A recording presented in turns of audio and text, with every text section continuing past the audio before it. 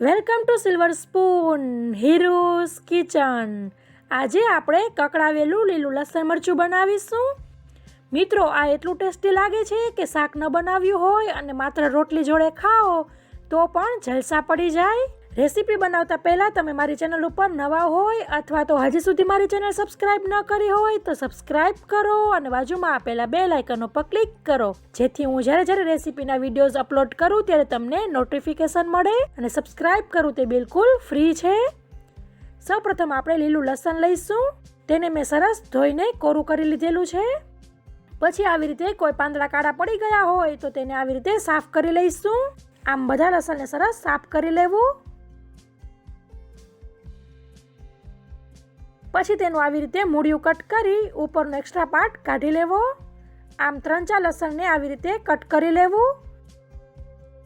પછી તેને આવી રીતે ચોપર બોર્ડમાં ઝીણું ઝીણું કટ કરી લેવું.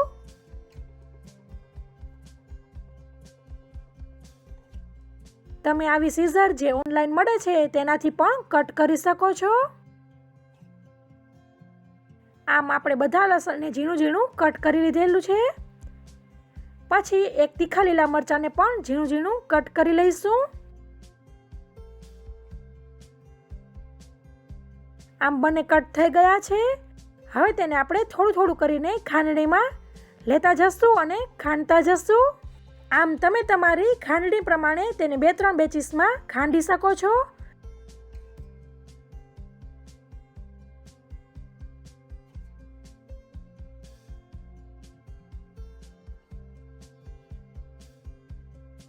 મારી ખાંડણીમાં થોડું થોડું કરીને બધું લસણ સમાઈ ગયું છે અને છેલ્લું લસણ ઉમેર્યા પછી સેજ ખાંડી પણ લીધેલું છે. હવે તેમાં આપણે મીઠું ઉમેરીશું અને જેટલું ઝીણું ખંડાય એટલું ખાંડી લઈશું. આમ તમે ખાંડણીમાં ખાંડવાની બદલે મિક્સર જારમાં પેસ્ટ પણ કરી શકો છો. મિત્રો, મેં બંને ટ્રાય કરી લીધેલી છે અને પછી આ રેસીપી મૂકું છું. મારા એક્સપિરિયન્સ પ્રમાણે તો પેસ્ટ કરતાં આવી રીતે ખાંડેલું વધારે સરસ લાગે છે. હવે આપણે તેને કકડાવીશું. પછી એક પેનમાં 1/4 કપ ઘી લેવું.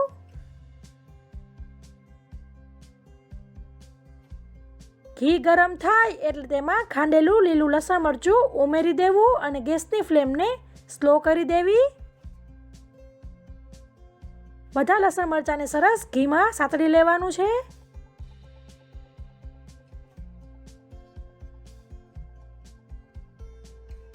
આમ થોડીક વાર સાતળ્યા પછી લસણની કચાશ દૂર થઈ ગઈ છે અને તેમાં 1 ટીસ્પૂન જેટલી ખાંડ ઉમેરવી. ખાંડ ઉમેરવી તે ઓપ્શનલ છે, તમે ન ઉમેરો તો પણ ચાલે. પછી બધું બરાબર મિક્સ કરી લેવું. આમ ખાંડ ઉમેર્યા પછી જ્યારે ઘી બધું ફૂટી જાય એટલે તેમાં ઝીણી સમારેલી કોથમીર ઉમેરવી અને ગેસને બંધ કરી દેવો. અને બધી કોથમીરને સરસ લીલા લસણ મરચાંમાં હલાવીને મિક્સ કરી લેવું. તો તૈયાર છે કકડાવેલું લીલું લસણ મરચું. સ્વાદમાં ખૂબ જ ટેસ્ટી લાગે છે. એક વખત જરૂર ટ્રાય કરજો. તમને અને તમારા પરિવારને જરૂર ભાવશે. મિત્રો, તમને મારી રેસીપી પસંદ આવી હોય તો લાઈક કરો અને તમારા પરિવાર મિત્રોમાં શેર કરો, જેથી તે લોકો પણ આવી ટેસ્ટી રેસીપીનો લાભ લઈ શકે. Thank you. આવજો.